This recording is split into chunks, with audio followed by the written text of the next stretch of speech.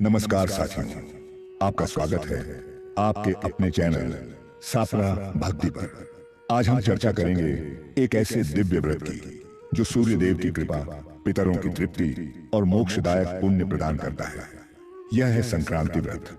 संक्रांति यानी वह क्षण जब सूर्य एक राशि से दूसरी राशि में प्रवेश करता है। यह खगोलीय परिवर्तन केवल खगोल विज्ञान की दृष्टि से नहीं बल्कि आध्यात्मिक ऊर्जा परिवर्तन का भी प्रतीक माना गया है। प्रिय साथियों, संक्रांति शब्द दो भागों से बना है, अन यानी मिलन और क्रांति यानी परिवर्तन।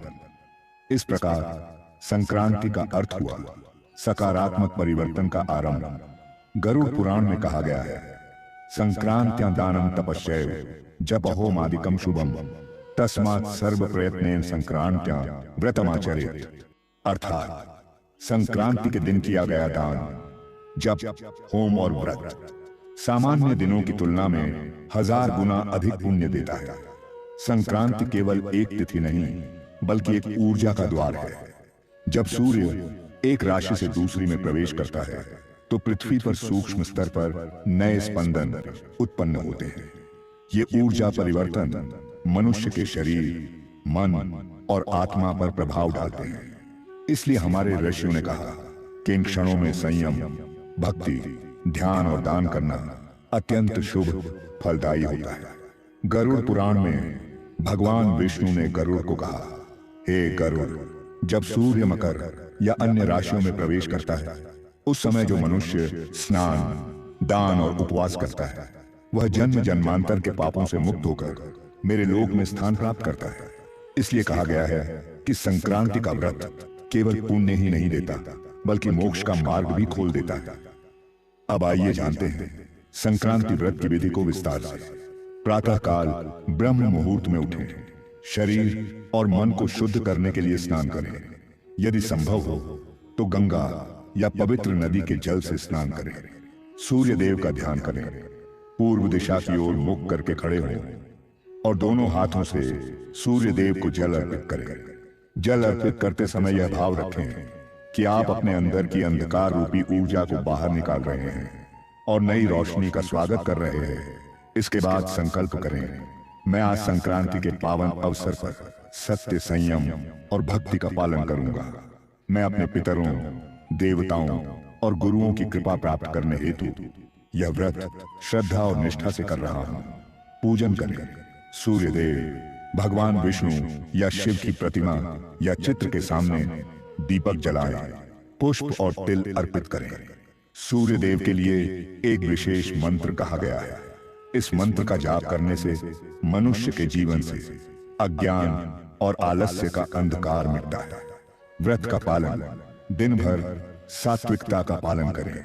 क्रोध, झूठ, नकारात्मकता या चुगली से दूर रहें। उपवास रखें या केवल फलाहार करें। जरूरतमंद व्यक्ति को अन्न, वस्त्र या तिल का दान करें। गरुड़ पुराण में कहा गया है, तिल दानम संक्रांत्यां जन्मांतर शतक्षयम्। अर्थात संक्रांति के दिन तिल दान करने से 100 जन्मों के पाप नष्ट हो जाते हैं। सूर्य देव को साक्षात जगत के पालनकर्ता कहा गया है। उनकी किरणों से ही जीवन संभव है। ऋग्वेद में कहा गया है, सूर्य आत्मा जगतस्तस्थुषिः। अर्थात सूर्य संपूर्ण ब्रह्मांड का आत्मा है।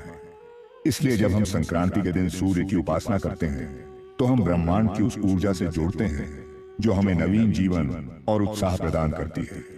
अब जानते हैं इस व्रत के आध्यात्मिक और व्यावहारिक फल। यह व्रत सूर्य देव की कृपा प्राप्त करने का माध्यम है। इससे आरोग्य, तेज और आत्मविश्वास बढ़ता है। जीवन में सकारात्मक ऊर्जा और प्रगति आती है।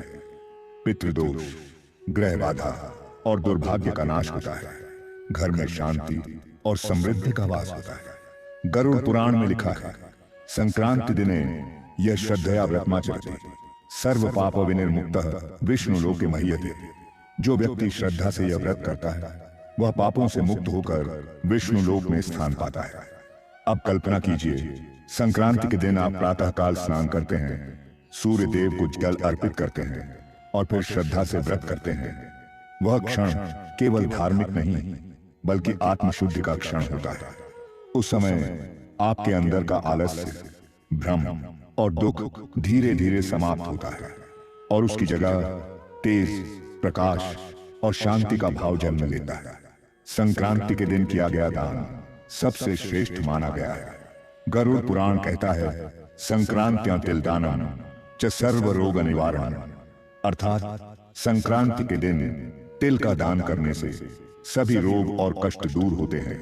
इसके साथ ही अन्नदान और वस्त्र दान भी शुभ माने गए हैं। अगर संभव हो तो गौदान या दीपदान अवश्य करें।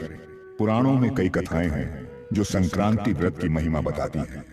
एक कथा के अनुसार एक समय भगवान विष्णु ने असुरों को परास्त किया और उनके सिरों को पाताल लोक में गाड़ दिया। वह दिन मकर संक्रांति का दिन था। तभी से यह दिन असत्य पर सत्य की विजय का प्रतीक माना गया।